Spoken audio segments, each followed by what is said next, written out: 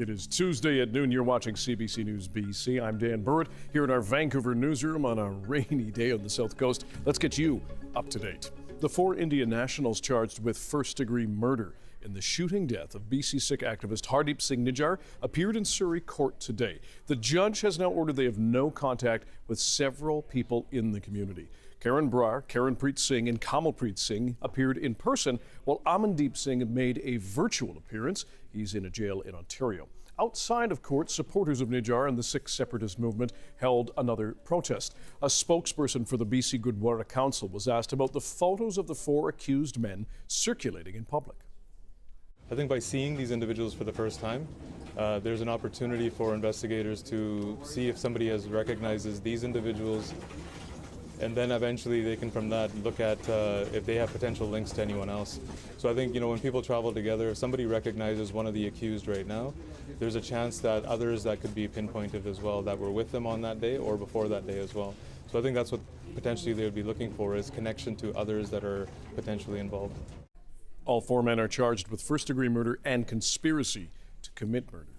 Radio Canada is reporting that BC serial murderer Robert Pickton is in hospital in critical condition after he was attacked in prison. It quotes a source from the Sûreté du Québec that Pickton was assaulted in a common area of the maximum security Port Cartier prison. Corrections Canada confirms Pickton was involved in a major assault at that facility. The Vancouver Sun first reported that another inmate stabbed Pickton in the head. They're quoting unnamed sources for that information. Pickton is currently serving a life sentence after he was convicted in 2007 of second-degree murder in the deaths of 6 women who vanished from the downtown east side.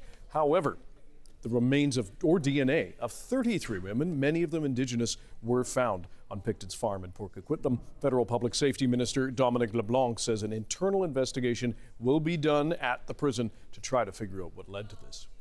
A heads up for drivers if you are planning to head into or out of the BC interior.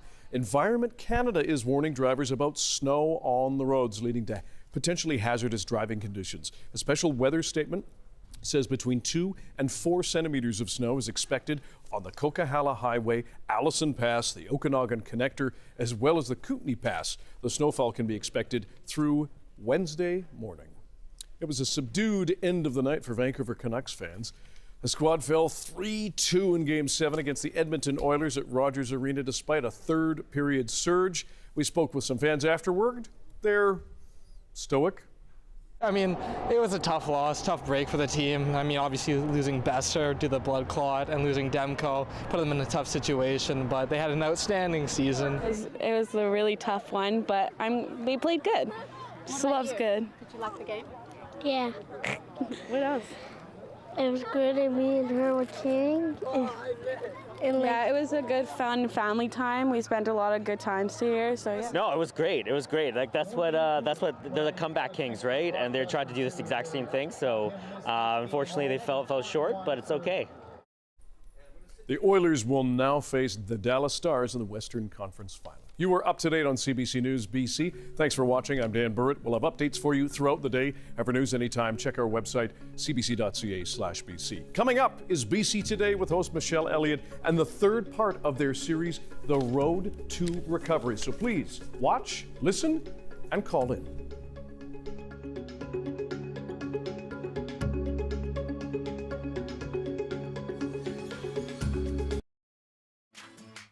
Good afternoon. Thank you for joining us. Well, today we continue our look at substance use and addiction in BC.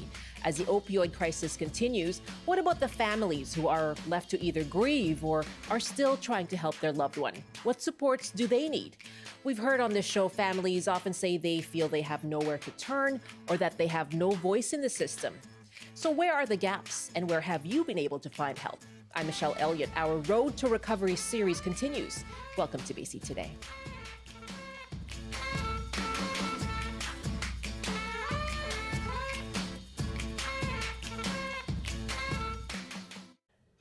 Thank you for joining us on CBC Radio 1, CBC Television, and we're live streaming as well on the CBC News app, our website, cbc.ca/BC, and on CBC Vancouver's YouTube page. And you can call us now on our story for this hour. What supports do families of people struggling with addiction need? Where are the gaps in the system, and where have you been able to find help? You can call us now, 1-800-825-5950, 604-669-3733. You can hit pound 690 on your cell phone. You can also email us, bctoday@cbc.ca. And today we do continue our series. We call it Road to Recovery, and our focus is on families. So call us now. We'd love to hear from you. And I have three guests joining us for this conversation, two with me here in studio. Nichola Hall is a member of the Family and Caregiver Representatives Committee with the BC Centre on Substance Use. Lisa Grant is a peer support worker for families for addiction recovery. She joins us from Victoria. And Stephen Hall is the Community Relations Manager and Family Group Facilitator for Together We Can. Welcome to all of you. Thank you so much for joining me today. Thanks for having us. I know that each of you has a compelling story to share, and we will get into your individual stories. But overall, I just want to start with that broader question. You know, when we talk about the toxic drug crisis in BC, where do families fit in that conversation? Nichola? Well, I think families often get left out, actually. There's a lot of talk about, of course, naturally about the people who are suffering from addiction themselves, but the addiction affects the entire family. And usually people are too ashamed. They feel guilty. They don't want to talk about it. So they tend to get lost. Also, I think the doctors, the medical profession is better now, but it used to be that the families didn't have anything to do with it. Now I think people realize that they can listen to the families. They don't have to give them information, but they can listen to them, and they'll get information that they won't get from the loved one himself or herself. Does that, to what end? You know, what is the result of that? Well, then often there's some underlying problem, like a mental health problem often, that the person may not tell the counselor or the doctor, but the family member can share that with the doctor. Lisa is Lisa Grant joining us from Victoria as a peer support worker for families for addiction recovery. And Lisa, thanks so much for joining us. What about that question of where families fit in? We just heard Nichola say, you know, we haven't been listening to them very much.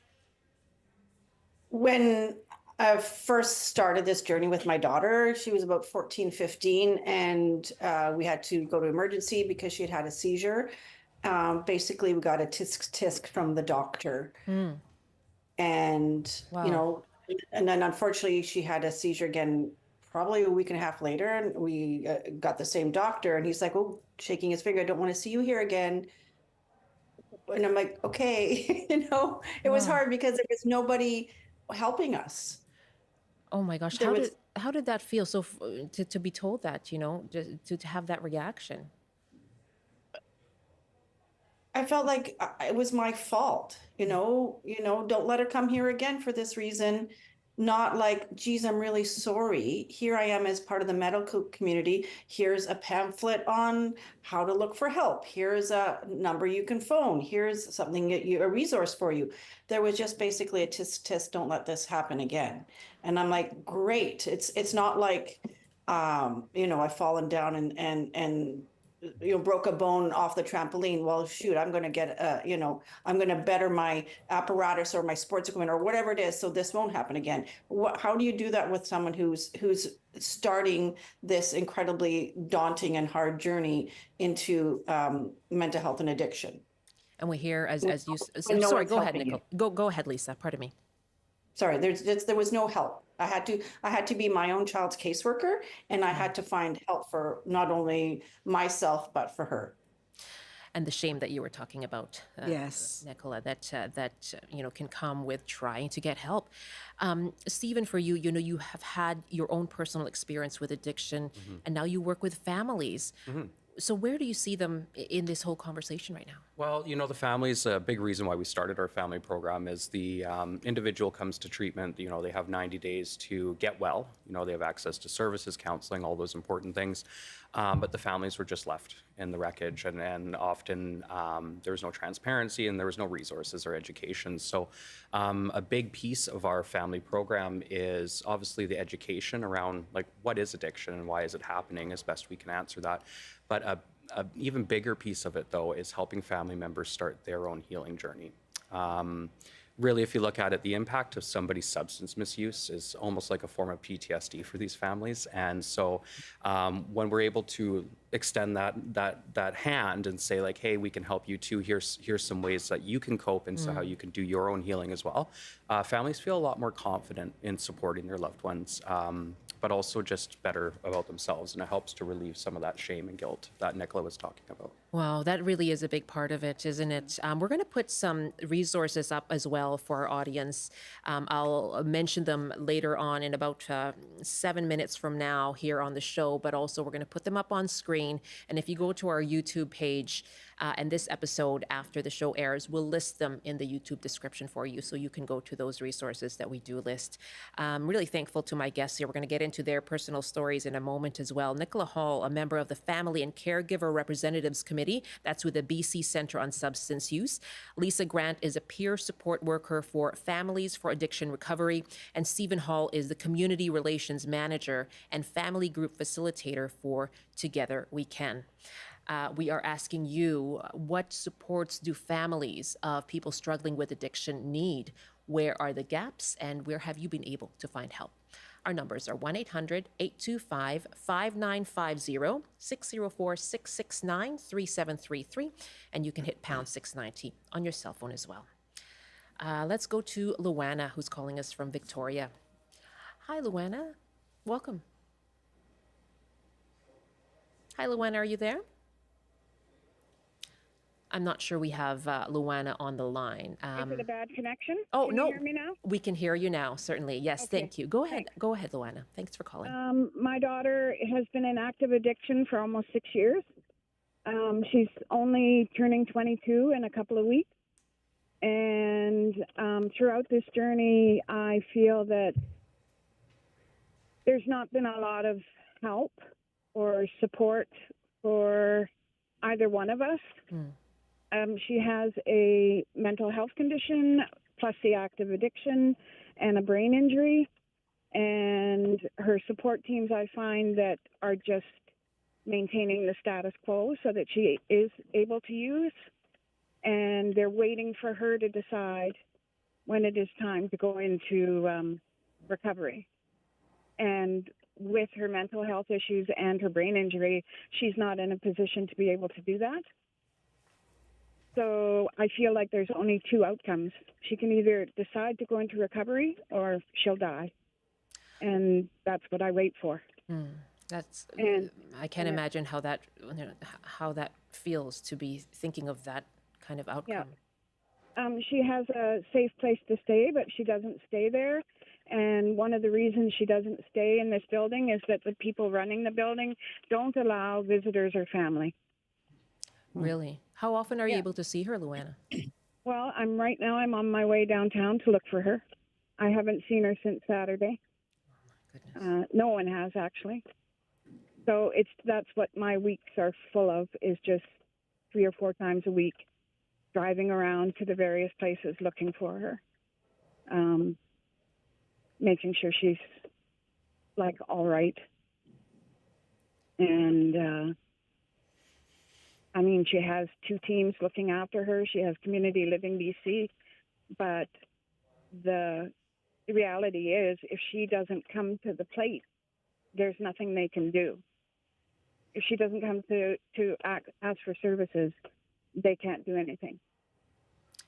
And I don't know what to do anymore. It's been almost 6 years, and I've been saying the same thing for 6 years. Can I? Yes, go ahead, Lisa. So here in Victoria, my daughter's just turned 22, and it sounds like a very similar story, except my daughter lives at home, thankfully. which sometimes is harder because you have to see it every day and live it every day. But, she was living on the block, which is Pandora, for a few weeks in the fall. So I totally get not knowing where she is, not knowing where your daughter is. Here in Victoria, I'm also part of hold on a Mom Stop second. the Harm group. Pardon me, Lisa. I want to make sure everybody gets to hear what you just said because we cut out a little bit there. You were referring to a resource with Mom Stop the Harm. Is that right? Yeah. Okay. So through Mom Stop the Harm, there's a group of us here in Victoria called Holding Hope, and we meet every 2 weeks. You meet every 2 weeks. Just to share, to talk, to say whatever we want to say, because there is no stigma, no shame, and no blame. No one says, oh, you shouldn't have done that, or you didn't handle that well. We also can text each other and go, I'm in this situation. What the heck do I do with my kid? So they are a great resource. My apologies, Lisa. We're just having some trouble with our audio connection with you. I'm so sorry about that. We're going to try and fix that here just for a couple of minutes. We'll pause here with Lisa Grant, who's joining us from Victoria. And Luana, are you still on the line? Yes, I am. And I understand what Lisa says. And I've been doing this for 6 years. Yeah. I'm talked out. You're talked I've been saying the same thing over and over again. I meet with her support teams. She was on the block. She was at Centennial Square. She was in the Howard Johnson. And I've been there. Yeah. With her, trying to, wave a flag and say, we have to treat people like individuals and what their individual needs are. Because everybody is different in what they need. And unfortunately, for my daughter, I don't think she's able to see what she needs or articulate what she needs until she is off drugs. What would help you then? What is the support that you need right now, Luana? Well, I'd like to really push for institutionalized care. And I know that some see that as a negative, but there are some people who would thrive in that environment, being able to having structure, to getting meals, education, clean clothes, but some direction. She needs direction, and she needs 24-hour supervisory care, and there isn't anything like that. If she can walk away from it, she will. You mean involuntary care, right? Yes. Yeah. She won't stay. Yeah. She was in hospital with an infection 3-4 weeks ago, and she got up and left. And they didn't know she had left. But, I told them that, the best thing would be to keep her sedated, and then they'd get the antibiotics into her. Oh, my goodness. But there's so many times they say to me, well, she has her rights. Yeah, it is. There is a debate. Pardon me, Luana, there is that debate around that, as you alluded to. And we'll talk more a bit into that issue, because that is something that we hear from families who call into the program. And Luana, just just as a last question to you, how are you doing for yourself? Like, what personal help do you need? Because this is such an ordeal you're going through. In the first year and a half, I struggled because, as I've told people, it was like she got on a roller coaster and I got on it with her to save her. And then finally I had to get off because we were both going to go down. And I'm much better. It might not sound like it, but I'm much better, and I'm able to put some distance. I go and look for her just to make sure that no one's taking advantage of her at the moment, because she isn't able to make those kind of decisions. And I just try and keep aware of the people around her. She's had like 20 phones in the last 5 years. Another one just got stolen from her a few days ago, and that's it. And now you're going to go look for her. Yeah. Luana, I appreciate it. Thank you very much. I appreciate hearing from you. You've started our discussion here. Thank you very much for the call, and I do hope the best for you and your daughter. Thank you for taking my call. Have a good day. You too. That's Luana in Victoria. It's 12:21 now, and this is BC Today. My guests for the hour are Nichola Hall, who's a member of the Family and Caregiver Representatives Committee with the BC Centre on Substance Use. Stephen Hall is the Community Relations Manager and the Family Group Facilitator for Together We Can. And Lisa Grant is a peer support worker for Families for Addiction Recovery. I want to give out some helplines and resources here right now. If you need some support personally with the discussion we're having today, Families for Addiction Recovery has a website. It's farcanada.org. That's FAR Canada.org. Or you can call them at 855-377-6677. 855-377-6677. Together We Can offers a free education and support program for families of people with addiction, and it's held on Wednesdays via Zoom. You can find more information on their website, and that is twcrecoverylife.org. twcrecoverylife.org, or you can just search for Together We Can in Vancouver.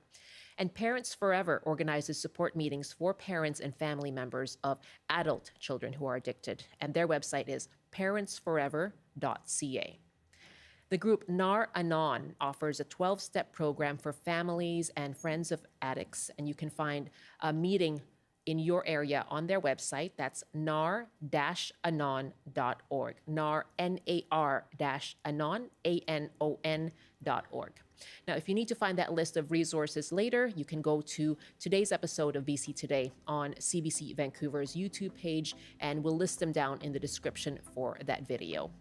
For a full directory across BC, you can call 211 or visit bc.211.ca.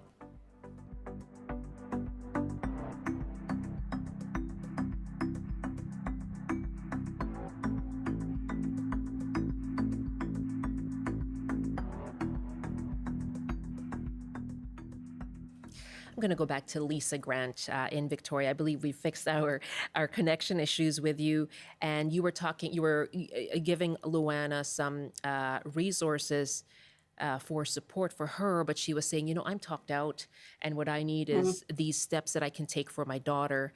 And, she talked about, as you called it, as well, involuntary treatment, Nichola. So wondering what your thoughts are on that, Lisa. I would love it if that was true, if we could do involuntary treatment, because my daughter is just right now pretty much a recluse in her bedroom. She hasn't bathed probably since she was down on the block in September. Her teeth are decaying in her mouth. I do everything for her.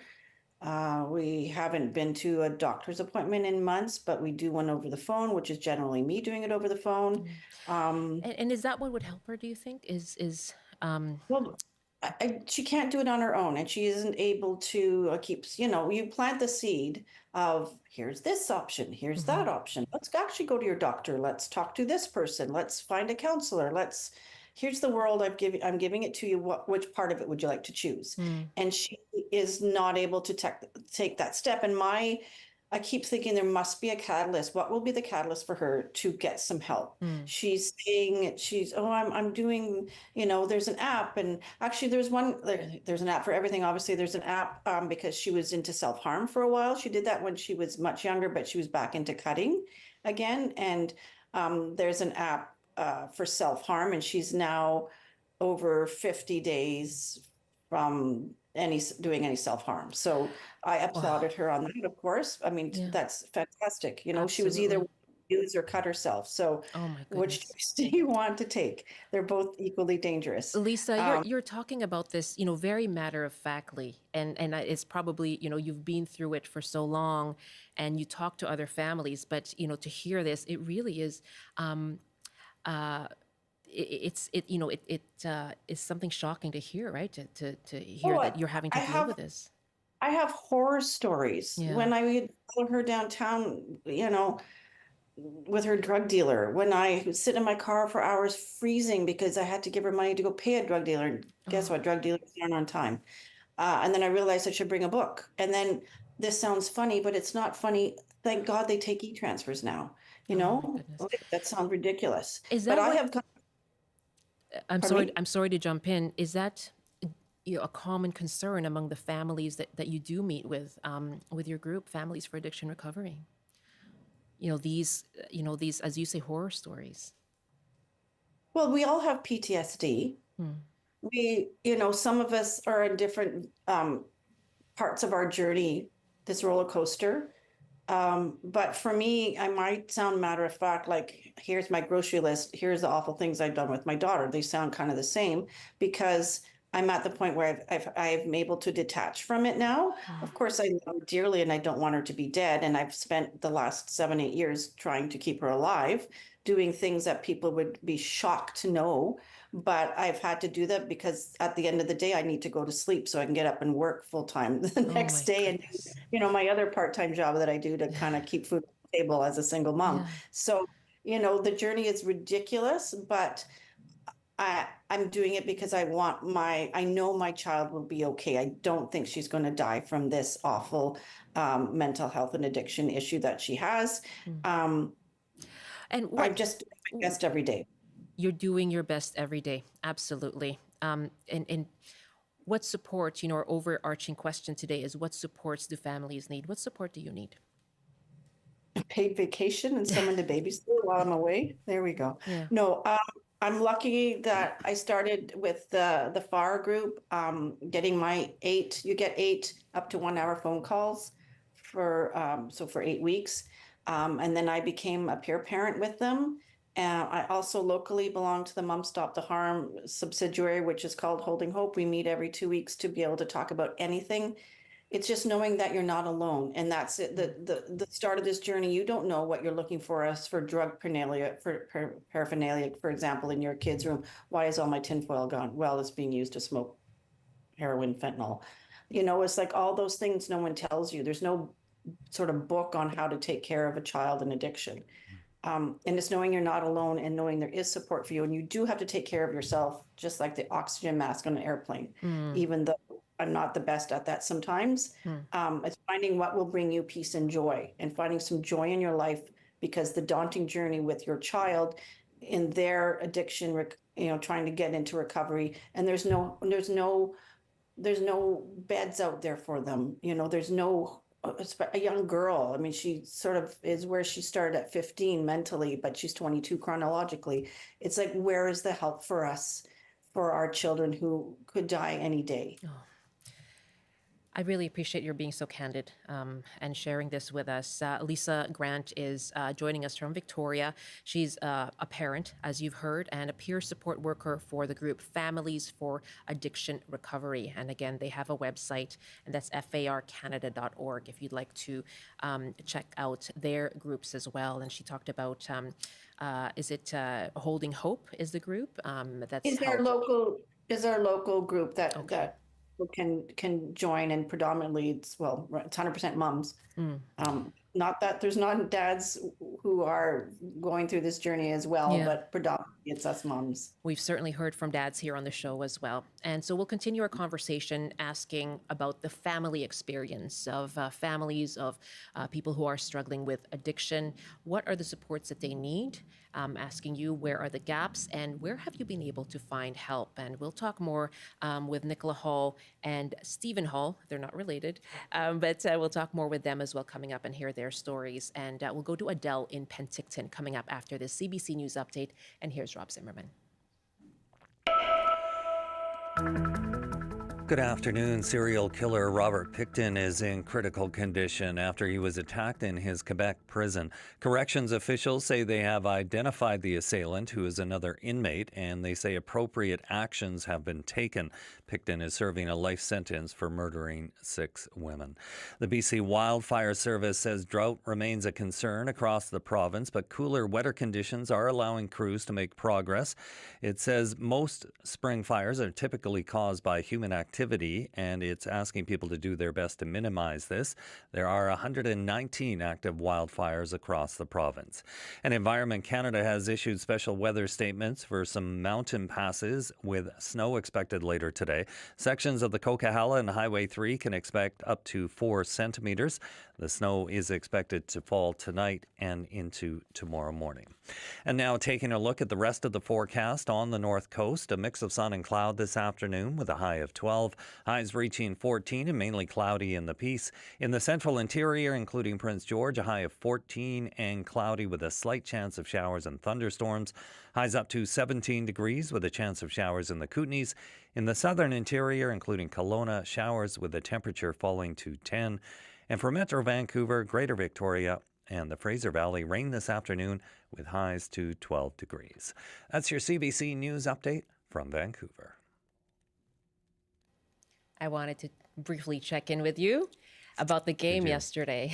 Yes. Well, it was kind of disappointing, wasn't it? It was, but also, I have to say they made us proud, right? It was quite the ride. Yes, sure. We would have liked to have seen at least one more series. One more series, one more goal at least last night. But I don't know about you. I actually felt very proud of the Canucks. They fought hard yesterday. It just so happens that the Oilers a little late. Fought harder earlier on in the game. It was a slow start. Yeah. Like the middle of the third period. Yeah, but classy audience, classy crowd at Rogers Arena, because like at the end they were cheering and still saying, "Go Canucks, we love you." Yeah, the players were talking quite a bit about that. The crowd was very supportive. Absolutely. You know what? That's what we like to see. So all in all, I know it's disappointing for the fans, but they'll be back next year. It's a good start season. Anyway. Yeah. They did do better than everyone anticipated this year, but it would have been nice if they got through that seventh game. Yeah. I can hear that in your voice, that disappointment. But yes, we'll be with them next year. Yes. We'll throw our support behind them next year. Yeah, you can jump on the bandwagon again once they get to the playoffs. As always, I was fully on yesterday. Yes, good for you. Thank you, Rob. All right. Rob Zimmerman in the CBC Vancouver newsroom.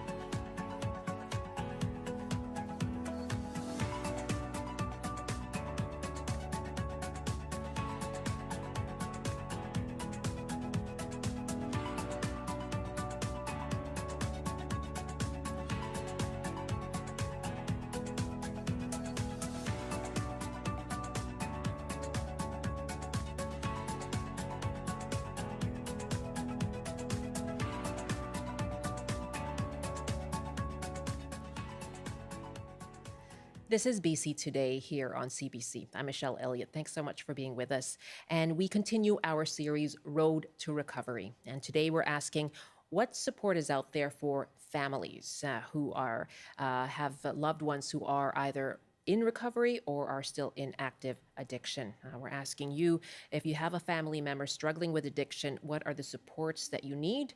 What supports have you found? We'd like to hear from you. 1-800-825-5950, 604-669-3733. You can hit pound 690 on your cell phone. And you can also email us bctoday@cbc.ca. And I'm very grateful to my guests here today, Stephen Hall, Community Relations Manager and Family Group Facilitator for Together We Can. Lisa Grant is a peer support worker for Families for Addiction Recovery. She's based in Victoria.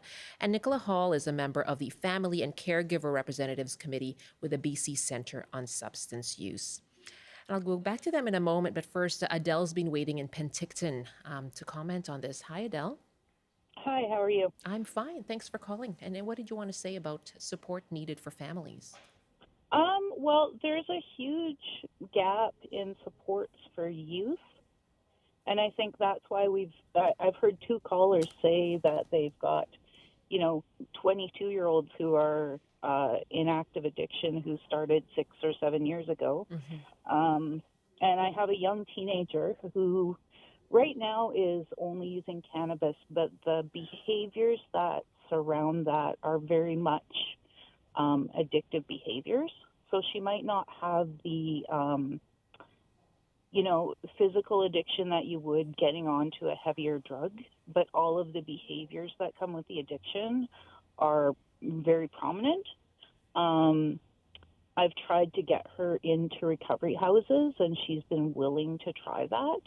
But we keep getting refused beds because of her age and because she's not using heavier drugs.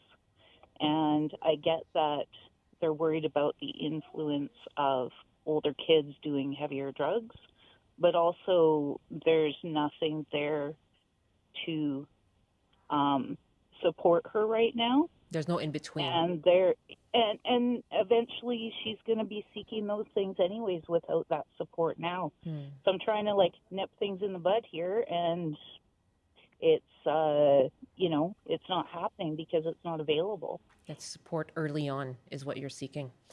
Yeah. It's a very interesting point, Adele, the supports that are needed for youth. We've heard that time and again, and to prevent an escalation. Adele, thank you very much for sharing that. We'll put that to our discussion as well, okay? Thank you so much. Thank you so much. And Gretchen is calling us from Nanaimo. Hi, Gretchen. Oh, hi. Thank you for taking my call. Sure. What did you want to say about what families dealing with addiction need? I just want to say I lost my son 3 years ago to toxic drugs. And I'm so sorry. I everything that everyone has said is very relevant. I think, my son. Gretchen, are you there? He died. Can you hear me? We can hear you now. Yes, pardon me. Go ahead. Oh, sorry. I was saying that my son started having issues around 14 and he died at 31. So having supports for young people is important, but also education around discrimination and stigma and mental health. That's so important also. I belong to Mom Stop the Harm, and we do have a family peer navigation program that we're just putting into place in the Mid-Island. I live in Nanaimo, and I volunteer for a low barrier community center, Risebridge. So I think. And is that something that would help, Gretchen? We have our previous caller just now saying, I need to get my daughter, who's younger, into some kind of recovery. She's using cannabis at this point, but she's worried about an escalation. Is that what's needed? More of a navigation system like that, making that more available? I think it's understanding that when someone uses substances, they're using it for a reason. It's not about, often people aren't using it for recreation. They're using it to stop pain, either emotional or physical.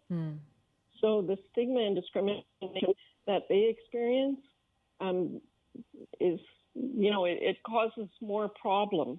If people look at it as a health issue instead of a failing, a moral failing, that would go a long way.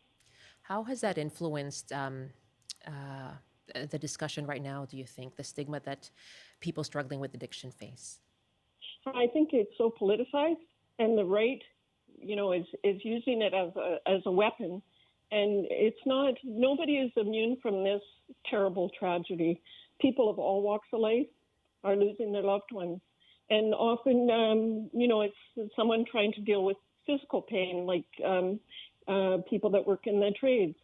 They're using substances to manage their pain. And a lot of people pass away at home alone. So it's something that should be taken out of, there should be no judgments about why people use substances. If you have a heart condition, you use medication. And I understand, I hear all the moms, and I went through all of that with my son. And I went down he's got to hit rock bottom. But unfortunately, rock bottom is death at this point because the drugs are so toxic. Wow. Gretchen, I'm so sorry for your loss. You've spoken just very eloquently about your what you feel is needed. So I really appreciate your calling. Thank you.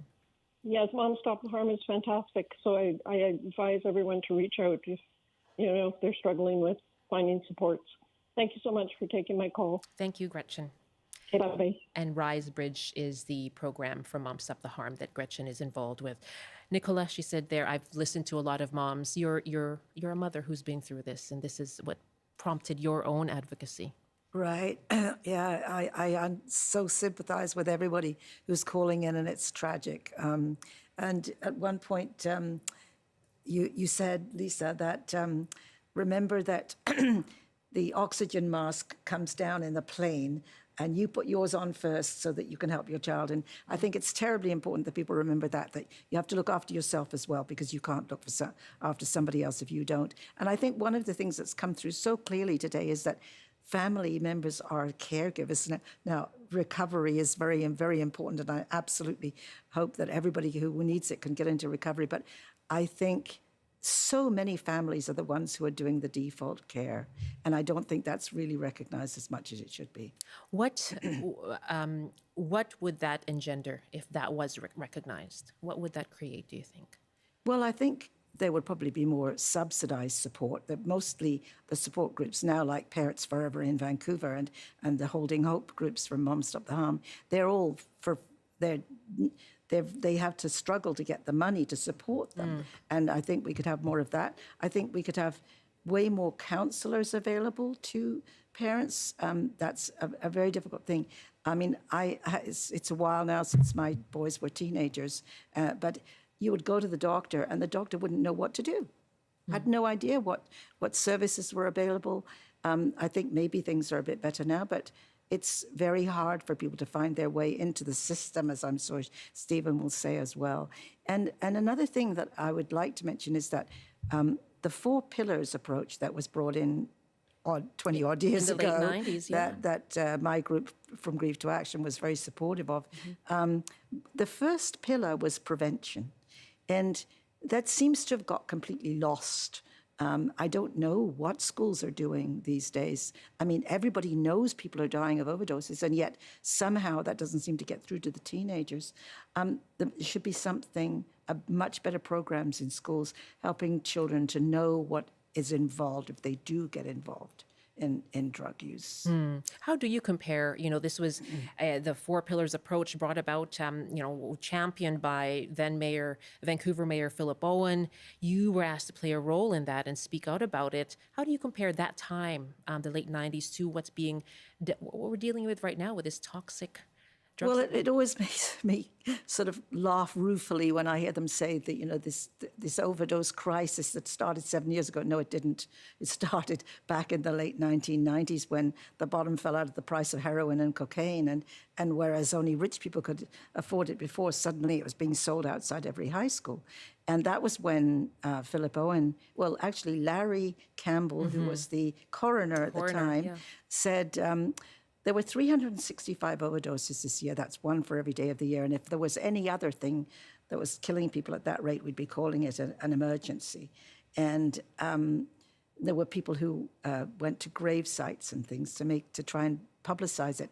And we formed a group then called From Grief to Action, who spoke out for families. And I think that those words, "you are not alone," are so important. You're not the only. And we were asked to speak out because we were parents from Kerrisdale, and we had professional people, lawyers and doctors and university professors, It affects and every walk of our life. children were getting involved in drugs. And I think that helped with the stigma. And Stephen, for you, you have your personal experience with addiction and recovery, and you now work with families. What are you taking from what we're hearing right now? Well, it's a lot of really good information that's being passed along here, and again, some great questions that are being answered. I hear the callers, Lisa and Nichola, I hear these stories almost every day of the week. I've been involved in the family program at Together We Can for 4 years, and one thing it's done on a personal level, it's made me realize what I did to my mother. The impact it had on her. But I hear these stories over and over and over again, and it's heartbreaking. That everybody, like a lot of people, still feel alone in this, and they're kind of forced to keep it secret, But at the end of the day, I think we've lost 572 people in the first quarter here in BC to overdose. That's 572 people with families, right? So that number, triple that, quadruple that, whatever it is, that many people have been affected by this that are still feeling alone and afraid, and not sure where to get resources. There are some resources out there, but it's a mess. It's a big mess. And Nichola had hit the nail on the head. Together We Can, for instance, is a charitable program. We have a whole suite of community education programs that includes family support. It's all done through fundraised, donated money. Why we don't is get that? any funding. What role does the government need to play in this? Well, it needs to step up in a sense here. You know, they are starting to really look at like how do we better serve the people who are dealing with substance use disorder, like opening up beds, opening up these services and things like that. But for the family members, you know, they do need access to counseling. They need access to these types of supports and education.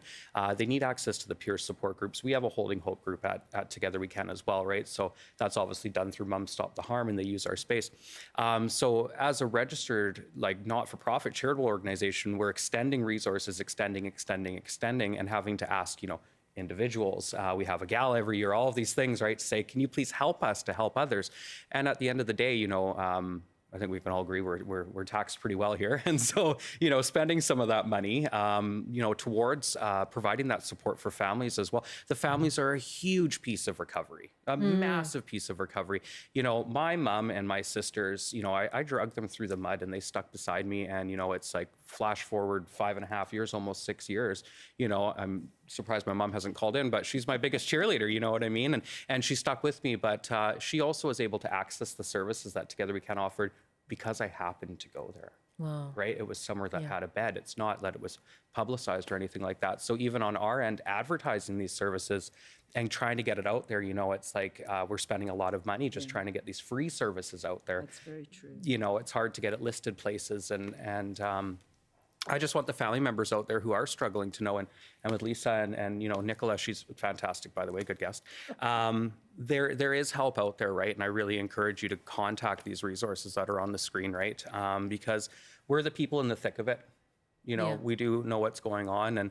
And the more that we hear from the family members, the better we can advocate and we can build a big unified voice. And so please reach out. Let me go through those resources. And we have, of course, from our groups here that are represented, some of the helplines here. The Families for Addiction Recovery Group has a website, and that's farcanada.org. Again, FARcanada.org. Their phone number is 855-377-6677. And Together We Can also has a program for families. They have meetings Wednesdays on Zoom. You can go to twcrecoverylife.org, or you can just search for Together We Can Vancouver. And the Parents Forever group is parentsforever.ca.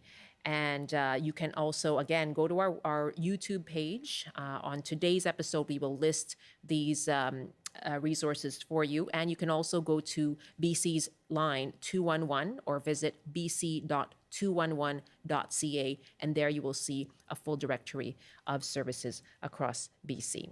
And let's go back to our callers now on the question of what supports do families of people struggling with addiction need? And Randy is on the line in Vancouver. Hi, Randy. Hello, Michelle. Thanks for taking my call, and hello to your guests. I met Nichola way back in the Four Pillars days, and one of your guests just mentioned Nichola's a good guest. Nichola is the best guest you've had on this topic for many years in the CBC. I think that the experiences of family members have to be taken into account and maybe formally recognized by all the different levels of government, primarily federal and provincial. You asked about ideas. One idea is to give families tax breaks and allow write-offs for caring for their family members with addiction and mental illness. I have done that in the past for decades and met Nichola. Nichola, I'm lucky to be able to call you a friend. We sit on the same committee at the BC Centre for Substance Use. She's waving at the camera for you right now, Randy, just so you know. I think Nichola has to pay for coffee next time. But we all have diverging opinions on the committee at the BC Centre for Substance Use. Different opinions, the same opinions. We often don't reach consensus. That's how our politicians and powers to be need to operate. And it seems like we're rearranging the deck chairs on the Titanic in this, quote, emergency epidemic. Drugs have changed. They've changed a lot since the 90s. And we need to start changing laws so families can become more engaged with whether it's police, medical system, judges, and get the ball rolling. What we've been doing has not been working. The status quo hasn't worked. And that same thought process was used when we decriminalized marijuana, is that status quo is not working. Well, right now, status quo is not working. So we need to start to look at different opportunities that will help people. I'm doing this now. My late mother's passed away. I was very involved with her mental health care. I have another family member who still struggles with addiction and mental illness. But I'm doing this for my child's generation because I think my generation has really messed this up.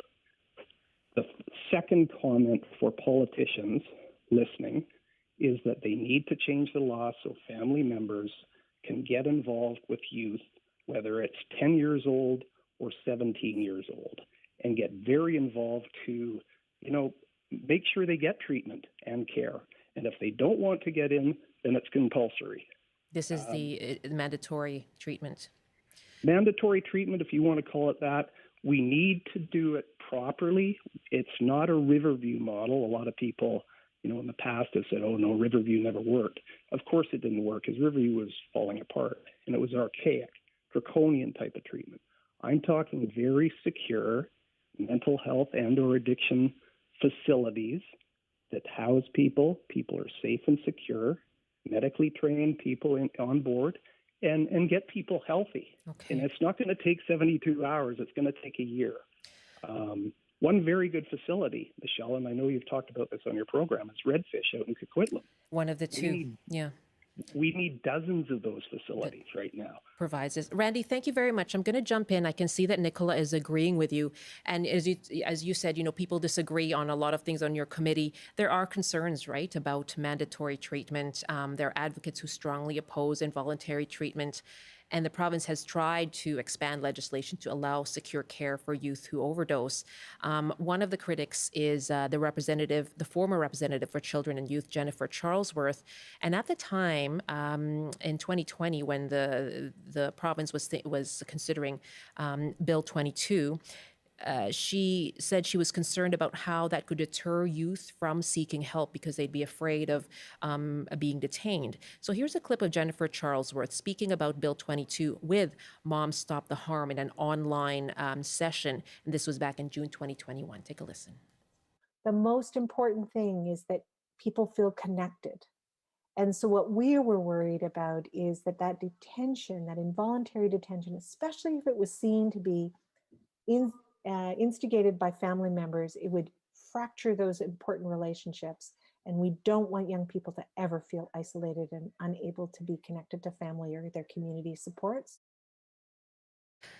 So, Nichola, how do you balance that? The rights of the patient, people who are dealing with this, with the yearning of parents to be more involved? Yeah, it's a really tricky one. That I think it depends on the condition of the person who is suffering from addiction. The first caller who called in, her daughter obviously needed help that she was not going to go into voluntarily. And I think if they're likely to do harm to themselves or somebody else, then maybe involuntary treatment. But I do understand all the arguments against it. And I was agreeing with Randy about Redfish rather than about the involuntary treatment. I see. Yeah, that we so badly need other places that are for both mental health and addictions, because people are so often struggling with both of those. Redfish is the only place in British Columbia that has 105 beds, and that's it for the whole province. And yet there are so many people who need that. And that's voluntary, but it does keep people pretty secure, and I think that's a good combination. It's a conversation that will probably, I'm sure, continue. As you say, there are divergent views on it. Let's go to Jill in Abbotsford, and I apologize for being tight on time, Jill, but thanks so much for calling. Okay, I'm going to give you the cold note. So Thank you for what you do. Mothers in action, all us moms need to do it. I have been addicted. I've suffered from addiction. I can tell you that I had to fight for my care. It was difficult. I ended up in a hospital. I checked myself into a hospital because every day I had to call to Creekside or South Surrey, all over BC to find a bed, and I couldn't find a bed. Wow. They would tell me to call back at 10 a.m. I was begging and crying, and I had 2 young kids. So now I'm looking at my kids that are possibly suffering from addiction. And so it's kind of the gift that keeps on going. What I ended up doing to heal is I had to self-fund my own care because I couldn't get it through the province. It cost me $30,000 for a month of care. Wow. When I did check myself into the hospital in Abbotsford, the care that I got, I stayed in the hospital room for 7 days in Emerge. And the emergency attending physician would come in every morning and say, "Are you drinking? Have you had a bad day? We're going to hide a bottle under the thing." So that isn't conducive to healing. I actually left that hospital worse than when I went in. Wow. But we all have bad days. Yeah. But that's not how you help people. That When reinforces. you have cancer, Yeah. when you have a gallstone, when you have a broken bone, a broken ankle, a cut, you are cared for. Yeah, it So reinforces why- the stigma. So why can't we be cared for too? That is a question I think that is a good one to end on. Jill, thank you so much and all the best to you. I'm sorry to end our call there as we are running out of time, but that question of why can't we be cared for? A lot of questions being raised today about supports that are needed, and I'm so thankful to our guests for joining us. Thank you. Thank you. This conversation will continue. Nichola Hall, Stephen Hall, and Lisa Grant join me from Victoria.